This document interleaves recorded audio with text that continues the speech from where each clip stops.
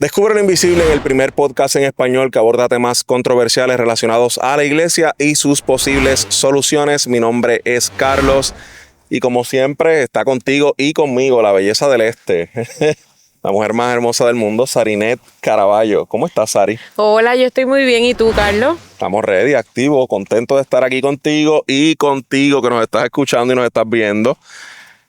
Como dice la famosa canción, te pido perdón. De la única forma que se cuida tanto Antonio Orozco, voy por ti, no, bro.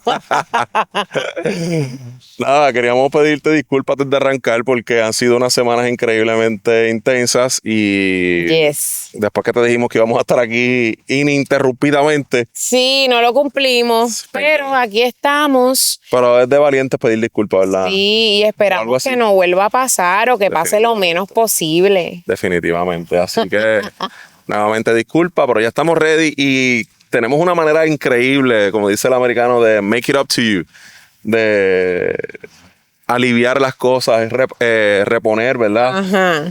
Y es con un temazo, que obviamente como siempre son controversiales, pero este tema definitivamente cuando Sarinet, que fue la que pensó en este tema, lo sugirió, lo trajo a colación, habló de él para que lo hiciéramos en este episodio.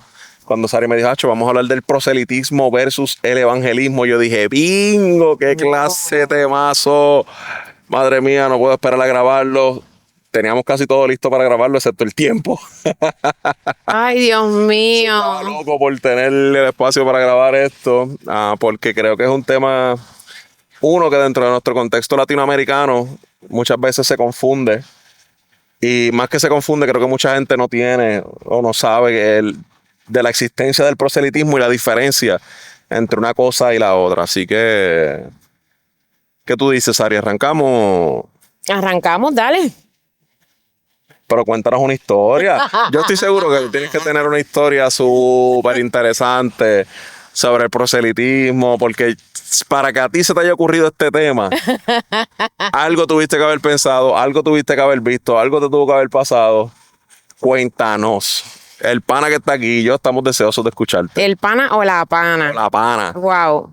Mira, la realidad es que esto es un tema que me toca muy de cerca porque habiendo sido criada en una iglesia católica, en una familia católica, yo no viví lo que es el proselitismo de primera, ¿verdad? En la primera silla del espectáculo, como lo he vivido y lo he visto estando en el otro lado del cristianismo o al ladito, ¿verdad? De nuestros hermanos católicos, que es el protestantismo. Y los católicos tú no ves que salen a la calle a estar hablando de Cristo. O sea, no es común salir a la calle. Sí hacen muchas obras de caridad, no estoy diciendo, ¿verdad?, que ellos no salen a la calle a servir al necesitado, no estoy diciendo eso, pero no se ve tan marcado como nosotros los protestantes, el que salgan a la calle. Estas campañas evangelísticas, las canchas y esa vuelta. Exacto. Claro. Eso no se ve. Eso yo lo empecé a ver luego de adulta, cuando aceptó a Jesús en una iglesia bautista. Tampoco lo vi marcado en esa iglesia. No es que no salieran a la calle a hacer evangelismo, es que habían muchas actividades como campamentos de niños, habían actividades evangelísticas dentro de la comunidad, pero no era como que vamos a la calle, etcétera. Pero hay una anécdota dentro de esa comunidad de fe que a mí me marcó mucho para bien, y es el día que yo acepté a Jesús como Salvador. Ese día, mi pastor en aquel entonces hizo un llamado a salvación, que es lo que comúnmente, ¿verdad?, pensamos que es lo correcto después de un mensaje. Claro. Y él no dejó de insistir no fue un largo tiempo de insistencia, pero sí estuvo haciendo el llamado por, no sé, 3 minutos, 5 minutos luego de hacer ese primer llamado a pasar al altar o a la tarima. Nosotros le llamamos tarima. A las personas que querían aceptar a Jesús. Entonces, eso me pareció y me parece algo saludable, ¿verdad? Pero ¿En dónde rayamos? En el proselitismo. Y ahorita vamos a entrar en detalles. Carlos nos va a decir, ¿verdad?, cuáles son las diferencias entre el proselitismo y el evangelismo. Estoy loco de que las escuchen. Es cuando este llamado, en lugar de extenderse 5 minutos, pasamos a extenderlo 30 minutos, 40 minutos. Y de aquí no se va nadie hasta que no acepta a Jesús. Todavía hay alguien que necesita aceptar a Cristo en su vida. Y entonces hacemos del evangelio una herramienta de obligar a las personas a creer como nosotros. Porque si no creen como nosotros, ellos están mal. De una. El nivel de arrogancia es épico. Bien brutal. Así que nada, Carlos, con eso me gustaría que nos hables lo primero que quieras decir del tema para entonces luego pasar a las diferencias entre el proselitismo y el evangelismo. Claro, vamos a entrar por donde me gustan las definiciones, para que estemos claros de que es una cosa y que es la otra. Vamos a las definiciones sobre qué es evangelismo. Y el evangelismo, simple y llanamente, es el anuncio de las buenas noticias de Jesucristo como un acto de amor realizado con respeto, que el respeto deriva del amor, a la libertad, la cultura y el contexto del otro. Chan, chan, chan. O sea, ya aquí del saque, en esta definición, por como están explicando lo que es evangelismo y el amor y el respeto que tiene que haber por la libertad, la cultura y el contexto de la otra persona, ya tú sabes que tal vez lo que hemos crecido viendo, lo que hemos escuchado de lo que es evangelismo, no está muy cerca. El evangelismo tiene una raíz, obviamente, en la palabra griega evangelium, que quiere decir buenas noticias, y se basa en testimonio, en invitación y en diálogo. El misiólogo David Bosch dijo lo siguiente: la evangelización auténtica solo puede ocurrir desde el respeto, como una invitación abierta, nunca como una imposición. Madre del verbo. Y esto es solamente la definición de evangelismo. O sea, que no se puede imponer a otra persona u obligar a otra persona a que crea en Cristo. Porque hay que respetar, porque la evangelización honesta y real respeta, primero ama, luego respeta la libertad, la cultura y el contexto de la otra persona. Y yo sé que tú estás pensando, pero que el evangelio va por encima de la cultura. De eso vamos a hablar ya mismo. No te apures, no te me adelante. Pero mira, quiero que entonces entremos en la definición de proselitismo para que podamos ver la diferencia. El proselitismo es el intento de convertir a otros a una religión o ideología mediante medios coercitivos, manipulativos o descontextualizados. Te vamos a explicar cada una de esas cosas.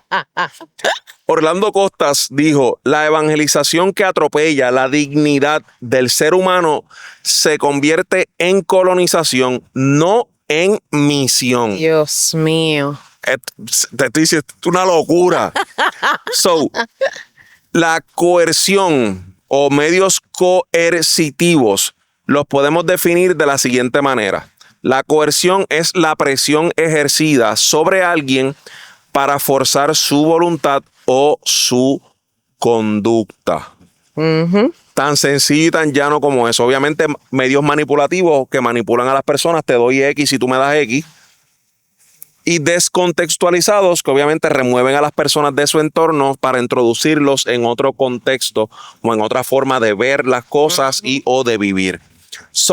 Eso vamos a dividirlo en un pequeño diagramita, si lo podemos llamar así, sobre motivo, método, respeto cultural, libertad del otro y el resultado esperado. ¿Cuáles son los métodos, el motivo, el respeto, la libertad y el resultado del evangelismo versus el proselitismo? Wow. El motivo del evangelismo siempre va a ser el amor y la obediencia a Cristo. El motivo del proselitismo siempre va a ser la expansión numérica, el poder y el control. Wow.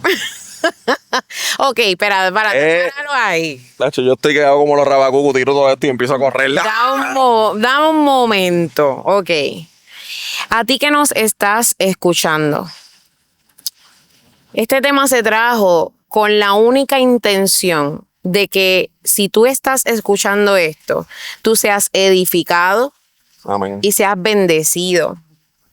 Y que tú puedas abrir tus ojos y puedas tener un pensamiento crítico y no uno impuesto, que es lo que casi siempre nos han hecho, ¿verdad? Nos han impuesto pensamientos, creencias, etcétera. Como siempre hemos dicho en varios de los episodios, no nos creas a nosotros, busca información.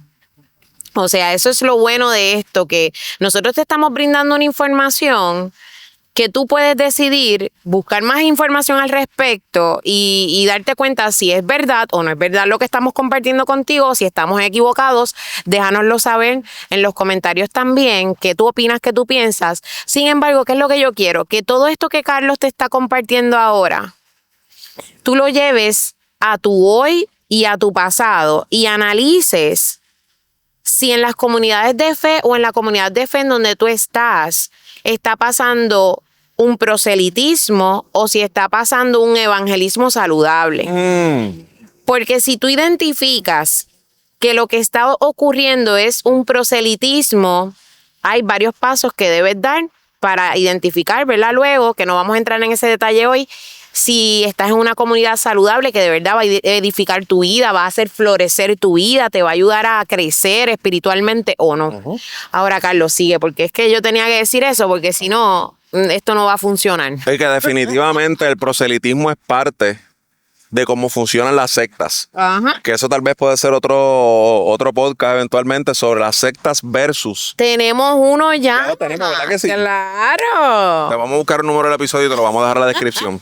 Es que a mí se me olvidan las cosas, Sariné es como mi hard drive. Lo estoy buscando ya para decirlo. Sariné siempre que yo salgo con ella, yo lo consulto con Sari porque Sari tiene toda la información que yo no recuerdo. Sí. Ok, ya mencioné el método. No, mencioné solamente el motivo. El motivo. El motivo del evangelismo es amor y obediencia, mientras que el motivo del proselitismo es expansión numérica, poder y control. El método del evangelismo es testimonio, diálogo y acompañamiento, mientras que el método del proselitismo es presión, manipulación e imposición. Ay. En el aspecto del respeto cultural, el evangelismo escucha y contextualiza, mientras que el proselitismo no escucha, no contextualiza, sino que ignora el contexto, e ignora la cosmovisión del otro. En cuestión a la libertad del otro, el evangelismo respeta, mientras que el proselitismo niega o minimiza las razones y o libertad de la otra persona. Y en cuanto al resultado esperado, el evangelismo busca conversiones genuinas y voluntarias, mientras que el proselitismo busca conversiones superficiales o forzadas. Esto nos lleva, obviamente, al tema de la cultura y el evangelio. Yo sé que tú estás diciendo, no, pero que el evangelio se sobrepone a las culturas. Y el evangelio siempre va por encima de la cultura. Y mucha gente te puede decir eso en muchas áreas de la vida, dentro de contextos religiosos, artísticos, empresariales, etc. Sí, definitivamente el evangelio es mucho más que cultura, pero el evangelio no solamente en cuestiones de valor intrínseco, etc., va por encima de la cultura, sino que el evangelio es capaz de adaptarse a la cultura. Se supone. Claro, el evangelio lo hace, que nosotros lo queramos es otra cosa. Y cuando tú estás diciendo no, que el evangelio no cambia, que Dios es el mismo ayer, hoy y siempre, claro que sí. El evangelio es el mismo ayer, hoy y siempre, Jesucristo es el mismo ayer, hoy y siempre, Dios es el mismo ayer, hoy y siempre. Lo que quiero decir es que el evangelio es lo suficientemente flexible para no perder su esencia, su integridad, y a la misma vez es lo suficientemente flexible para tomar la cultura de una persona, de una sociedad, de un grupo de individuos y utilizarlo para ministrar a su vida, para ministrar a su contexto, a su sociedad y hacerse relevante para ellos. Por ejemplo, vamos a utilizar el famoso ejemplo de la música. Latinoamérica es diverso, ¿sí o no? ¿Verdad que sí? Demasiado. La música de México no es la misma música de Argentina, que no es la misma música de Colombia, que no es la misma música de Perú, que no es la misma música de República Dominicana, que no es la misma de Cuba, que de Jamaica, que de Puerto Rico, que no es la misma que de las islitas del archipiélago menor. Hay una diversidad cultural increíble, ¿verdad que sí? Claro. A pesar de eso, ¿cuál es la música que predomina en Latinoamérica? Bueno. En cuestión de la iglesia y el evangelio, ¿cuál es la música que predomina? Bueno, lo que se llama o se denomina worship. Worship, ¿verdad que sí? La música worship es autóctona de México, No. de Perú, No. de Chile, No. de Argentina, de Venezuela, de Jamaica, de las islitas, de República Dominicana, Negativo. de Cuba. Ajá, ya no entendimos el punto. No, ¿verdad que no? Aún así, es la música que dentro de ciertos sectores evangélicos y o religiosos es la música de Dios.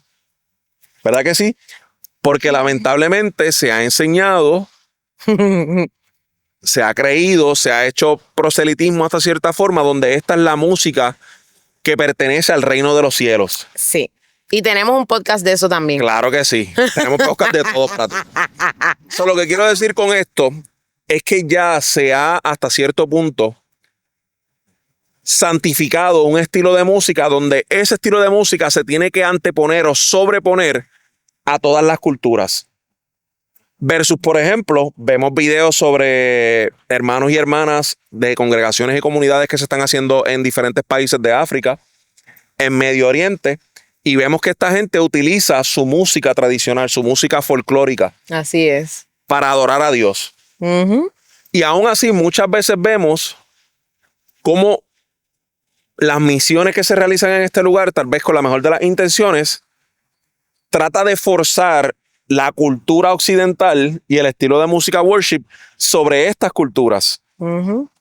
Y lo que estamos diciendo con esto es que el evangelio es lo suficientemente flexible para utilizar la música folclórica de Puerto Rico y la música jíbara, la bomba y la plena, la música de Argentina, el tango, etcétera, el vallenato de Colombia, la música ranchera de México, de los corridos, lo que sea, para que Dios pueda ministrar y utilizar esa música para impactar una cultura en vez de forzar una cultura occidental / americana sobre Latinoamérica completa, disfrazada de que esta es la cultura y esta es la música de Dios. Exacto. Eso hasta cierto punto es un tipo de proselitismo.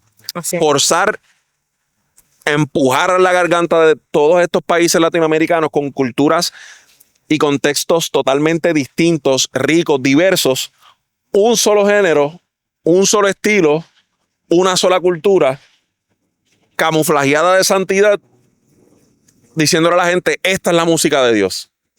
Y es triste. Esta es la cultura, esta es la doctrina de Dios, punto.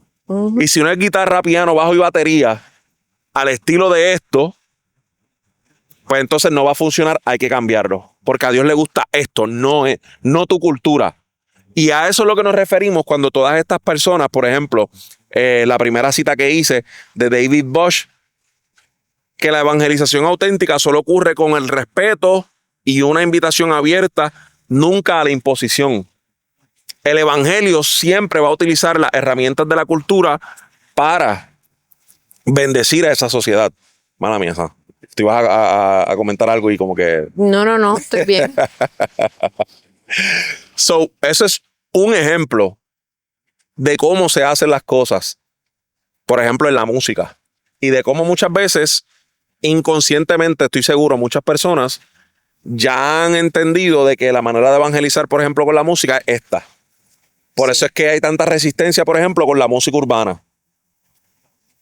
Y yo estoy seguro que si se levantara un grupo ahora y se pega con bomba y plena, va a salir mucha gente a decir, no, es que esa música es de influencia pagana, africano y de religiones ocultistas. Y es como que, Dios tiene la potestad y la autoridad de redimir Claro. vidas individuales, pero no puede redimir culturas enteras. Claro que sí. redimir música. Entonces, ¿de qué estamos hablando? Si es proselitismo o es evangelismo. ¿Ves lo que te quiero decir? Mira, Carlos. Cuéntame. Escucha. Escucho. Eso me lleva a pensar en que cada ser humano, dependiendo del país en donde vive, ha hecho a Jesús a su imagen y semejanza, en vez de a la imagen y semejanza de Dios. Facts. O sea, yo creo que porque yo vivo en Puerto Rico y a mí me gusta el mofongo y a mí me gusta la salsa o a mí me gusta XY cosa, pues Jesús se tiene que amoldar y tiene que ser como lo que a mí me gusta. Entonces hemos sacado de la ecuación en que todos hemos sido creados a la imagen y semejanza de Dios, al igual que Cristo Jesús fue creado a la imagen y semejanza de Dios. Y entonces el mismo Dios en la humanidad de cada uno de nosotros nos deja ver cuán diverso es Él. O sea, me explico. No sé si suene como una locura, pero tú tienes unas facciones, yo tengo otras. Claro. No hay otra persona ni un gemelo idéntico que sea idéntico al 100%, porque hasta las huellas dactilares de esa persona no son iguales a las de la otra.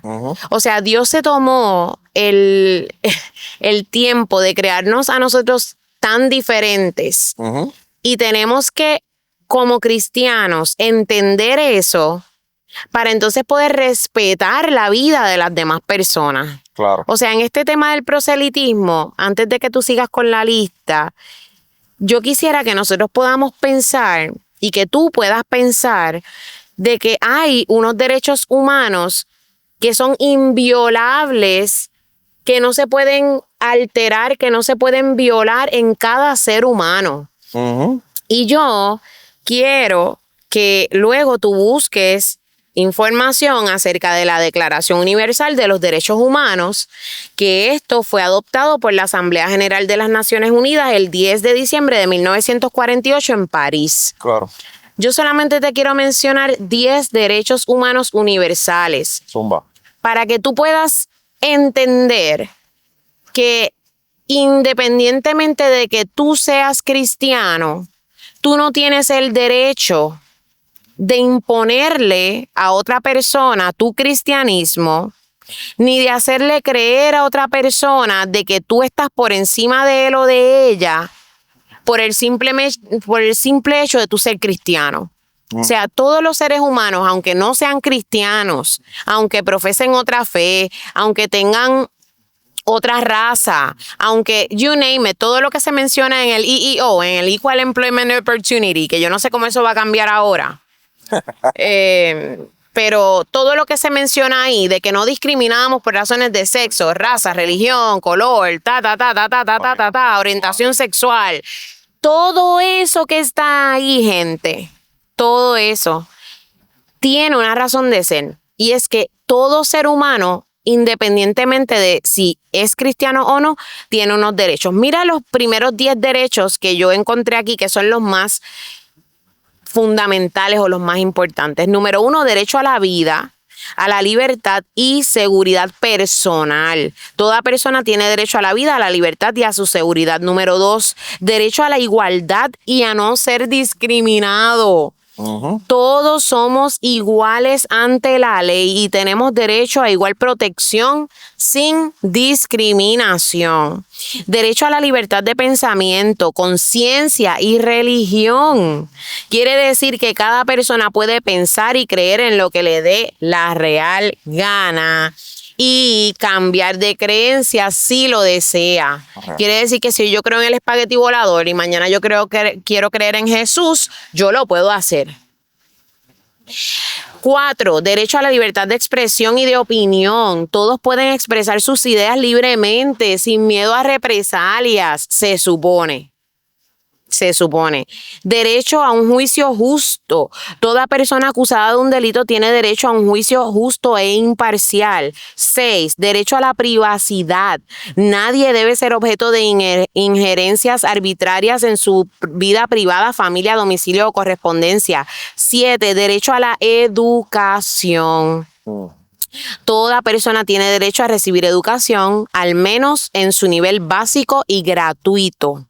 Que esto es todo lo que ocurre desde kindergarten hasta 12º grado. Derecho al trabajo y a condiciones laborables justas. Toda persona tiene derecho a trabajar en condiciones dignas y un salario justo. 9. Derecho a participar en el gobierno y elecciones libres. Todos tienen derecho a participar en el gobierno de su país directamente o por medio de representantes elegidos libremente. Y por último, derecho a la libertad de movimiento. Toda persona tiene derecho a moverse libremente dentro de su país y a salir y a regresar de él. Y ese es el documento de... Estos son solamente 10 de los derechos de la Declaración Universal de los Derechos Humanos adoptada por la Asamblea General de las Naciones Unidas, en donde todos los países del mundo firmaron un 10 de diciembre de 1948, o sea, en la ONU. Eso fue en la ONU en el 48. Miren lo que pasó en el 2011. En el 2011 fue firmado un documento por católicos, ortodoxos y evangélicos llamado Testimonio Cristiano en un Mundo de Pluralismo Religioso.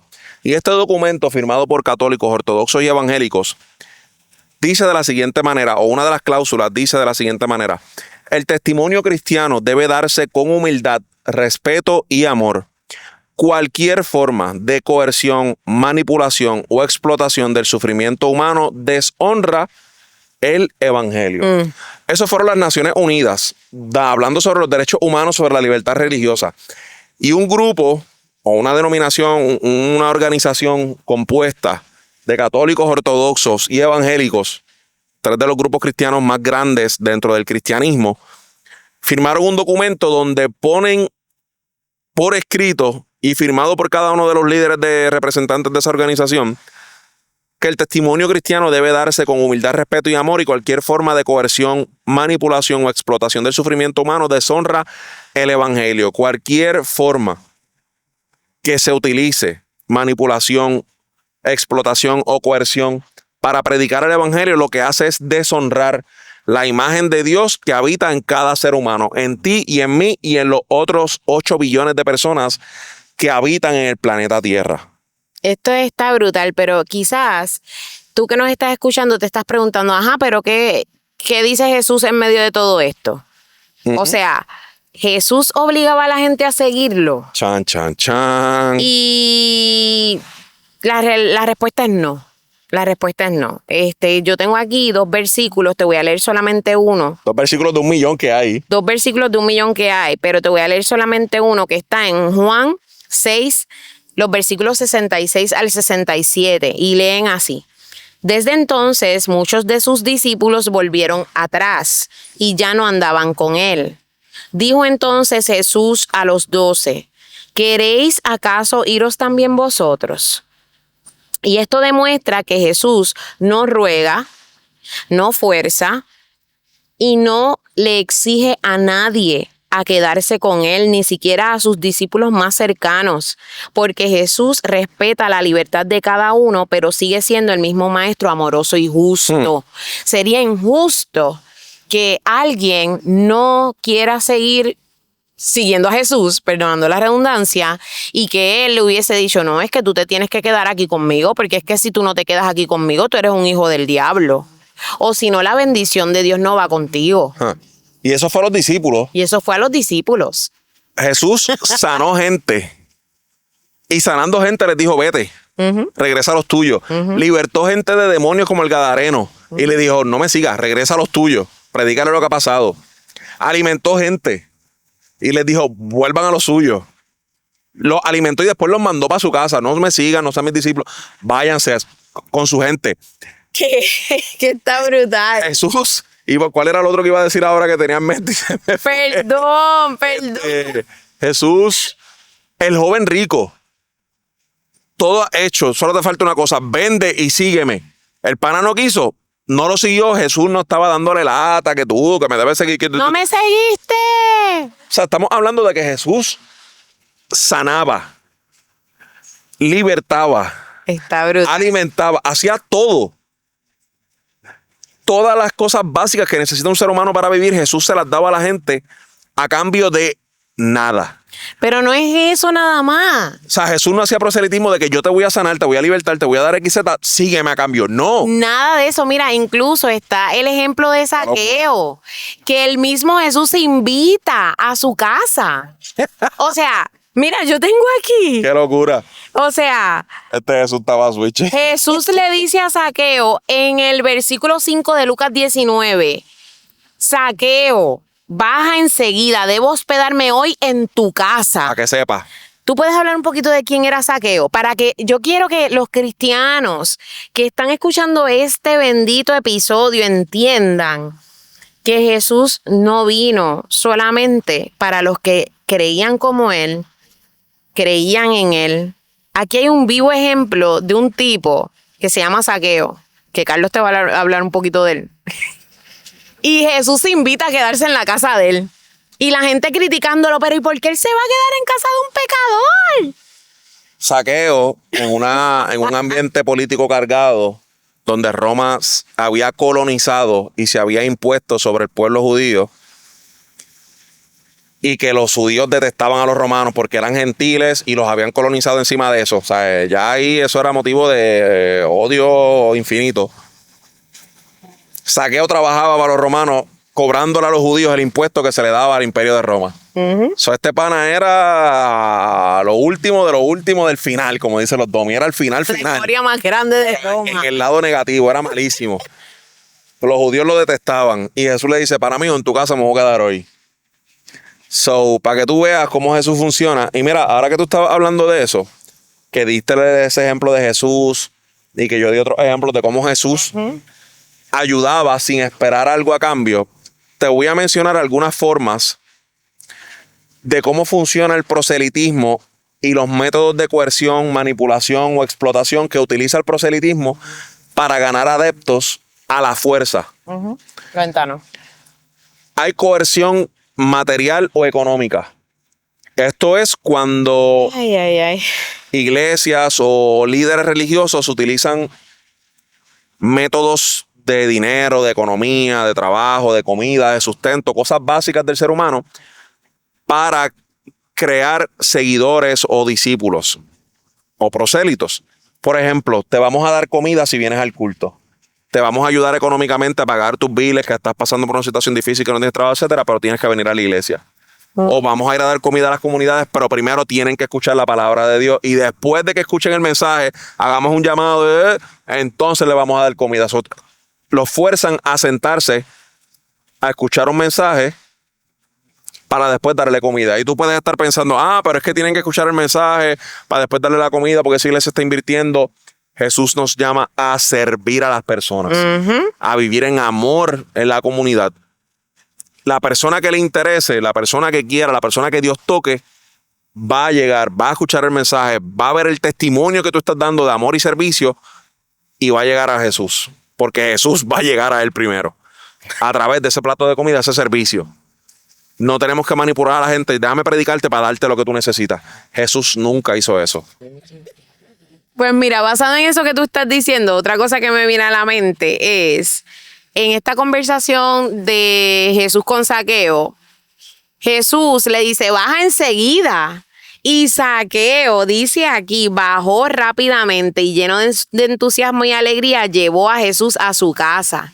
Luego de eso, la gente murmuraba lo siguiente: ha ido a hospedarse en la casa de un pecador. Chan, chan, chan. Mientras tanto, escuchen esto. Zaqueo se puso de pie delante del Señor y dijo, Señor, daré la mitad de mis riquezas a los pobres y si estafé a alguien con sus impuestos, le devolveré 4 veces más. Y Jesús le respondió, la salvación ha venido hoy a esta casa, porque este hombre ha demostrado ser un verdadero hijo de Abraham. Jesús no le pidió a esto, Jesús no le dijo a esto, Jesús simplemente se invitó él mismo a quedarse en su casa. Y este hombre dice aquí que él le dijo a Jesús, voy a darle la mitad de todo lo que tengo a los pobres, y si he estafado a alguien, o sea, la convicción de él de que había hecho daño, había estafado a gente, llegó en el momento en el que Jesús llegó a su casa. Bueno, para que sepa, ese es un método de coerción, ¿verdad? De cómo Jesús no lo hizo, pero de cómo hoy lo vemos. Otra forma de coerción o de obligar a la gente es con coerción psicológica y emocional, donde le meten miedo o le venden promesas de sanidad, de milagros económicos, etcétera, donde que si Dios te va a sanar o te va a dar el trabajo o te va a dar una economía estable si tú haces X, Y, Z cosa. Hay uno que ahora mismo toca fuerte, ¿verdad? Y que no vamos a entrar en ese tema, etcétera, pero existe el tipo de coerción en situaciones de vulnerabilidad donde cuando pasan desastres, las personas utilizan este desastre para utilizar la coerción del miedo, de juicios finales, de castigo, etcétera, para evangelizar post-desastre. Vemos esto cuando pasan huracanes, terremotos, tragedias inesperadas, ¿verdad? Accidentes, terremotos, casas de edificios, whatever, que se caen, etcétera. Y aprovechan ese dolor emocional para evangelizar y ganar adeptos con el sufrimiento de eso. Arrepiéntete, porque de esa si te situación. mueres, mira lo que le pasó a esta gente, Exacto. te vas a quedar. Eso es lo que dicen. Exactamente. So, la fe cristiana no puede ser comunicada de forma auténtica si no es ofrecida con libertad. Esto también lo dijo Bosch. Y hay otro misiólogo, Leslie Newbigin, que dice, no es posible predicar el evangelio de la gracia de Dios y al mismo tiempo negar al otro la libertad. Toda esta gente que yo te estoy citando aquí son misiólogos, son gente que ha dedicado su vida a hacer misiones en su país y fuera de su país. Y básicamente el tema central de toda esta vuelta y del evangelismo es que la evangelización requiere libertad. Así es. Requiere darle a la gente la opción. Mira mi testimonio. Vamos a dialogar. Al fin y al cabo, tú tienes la potestad, tienes la libertad de decidir. De la misma forma que Jesús le dio la oportunidad al joven rico de decidir. Le dio la libertad a los enfermos que sanó, a los endemoniados, etcétera. De decidir qué podían hacer. O muchas veces simplemente le dijo, vete a tu casa, predica lo que he hecho contigo. La evangelización da la misma libertad y la misma opción a las personas. Respeta la dignidad del ser humano de decidir por sí mismo lo que está bien y lo que está mal. Así del es. camino que deben decidir y seguir sin obligarlos ni forzarlos. Si Dios quisiera forzarnos y obligarnos desde el día 1, no hubiese requerido ni nos hubiese dado ni conciencia ni libertad de conciencia para poder decidir lo que está bien, lo que está mal. Nos obligaría a hacer lo que quisiera, lo que Él quisiera, y por ende no hubiese sido necesaria la vida, muerte y resurrección de Cristo. So, yo creo que con eso, Sarineta, hemos cubierto bastante el tema. ¿Qué tú crees? Me parece espectacular. Lo único que quiero mencionar es un versículo que está en Lucas 23, son 2 versículos 42 al 43. Y yo creo que esto es un buen cierre. Zumba. Porque el proselitismo obliga a las personas a hacer algo a cambio de. Pero el evangelismo da a las personas amor, compasión y gracia sin necesidad de. Y hasta que nosotros no entendamos eso, nosotros vamos a seguir siendo proselitistas y vamos a seguir, y tú vas a seguir quizás creyendo que es necesario que alguien haga algo para poder recibir el amor de Dios. Mira lo que dice Lucas 23, 42 al 43 acerca del ladrón en la cruz. Y dijo a Jesús, acuérdate de mí cuando vengas en tu reino. Entonces Jesús le dijo, de cierto te digo que hoy estarás conmigo en el paraíso. Esto es un acto de pura compasión y justicia, de amor, de gracia. Aquí podemos ver que Jesús no le pidió pruebas de fe ni una vida de obras, ni tienes que completar 13 clases de discipulado para bautizarte primero, para entonces servir, ni tienes que venir todos los domingos a congregarte para que puedas ser fiel seguidor mío. Estás a punto de morirte, pero pues yo no sé qué tú vas a hacer porque tú no has completado todos estos checklists. Jesús solo respondió al corazón arrepentido del hombre, sin obligarlo previamente de hacer XY cosas o de haberlo seguido antes de ese momento. Y yo creo que esta es una de las muestras más grandes del amor de Jesús para con nosotros a través de este ejemplo del ladrón en la cruz. Que Jesús no nos obliga a hacer XY, Z cosa para que ganemos XY, Z cosa. Porque lo que Él nos ha dado ha sido un regalo que no tiene que ver con nosotros, sino tiene que ver con su vida, con su muerte y con su resurrección. Bello. So, si tienes algún comentario, alguna duda, déjanoslo saber en los comentarios para tal vez hacer una parte 2 sobre este mismo tema, ¿verdad? Tampoco queremos abusar del tiempo. Es un tema que podemos seguir abundando, que podemos seguir dando ejemplos, y hay otros temas que salen, ¿verdad? O se derivan de este mismo. Así que déjanos saber qué tú opinas, qué tú crees, qué objeciones, whatever, lo que tú opines en los comentarios. Vamos a estar por allí contestando y viendo. Gracias a ti por estar aquí con nosotros, conmigo y con Sari, en este rinconcito hermoso, disfrutando del sol, la sombra, la playa, la arena. Este es nuestro spot favorito hace un tiempito para acá. Definitivamente. Así que recuerda seguirnos en todas las redes sociales como Unrecognized Talks y Unrecognized Movement. Bien, muy bien, te lo aprendiste. De hecho, escucha, el episodio que mencionamos acerca de la música secular o música sacra es el número 25. No tenemos un episodio específico de sectas, así que no es específico de sectas. A ver, que yo no estaba tan lejos. Estaba mal, yo me equivoqué. Lo que tenemos es un episodio que es el número 4, cuando comenzamos, acerca de manipulación religiosa. Y dentro de ese episodio y dentro de los próximos, hablamos de la diferencia entre una secta y una comunidad de fe saludable. Es verdad, es verdad. Tal vez te vamos a hacer uno de top 5 diferencias entre sectas y... Tú tienes un video de eso sí. Sí, yo tengo un video de eso. Pero es un video corto en las redes sociales que dura como 1 minuto 30 o algo así. Sí, algo así. Vamos a hacerlo un poquito más largo, ¿verdad? Para dar la explicación completa o toda esa vuelta. Pero ahí lo tienes. Síguenos en Unrecognized Talks, Unrecognized Movement. También a Sarinet como Sarinet. Pero tú te cambiaste el handle de Instagram hace poco, ¿verdad? No lo he cambiado. Sarinet.caraballo. Todavía sigue siendo Sarinet.caraballo en Instagram. A este servidor como La Teología de la Calle. Nos pueden encontrar por ahí en todos lados también.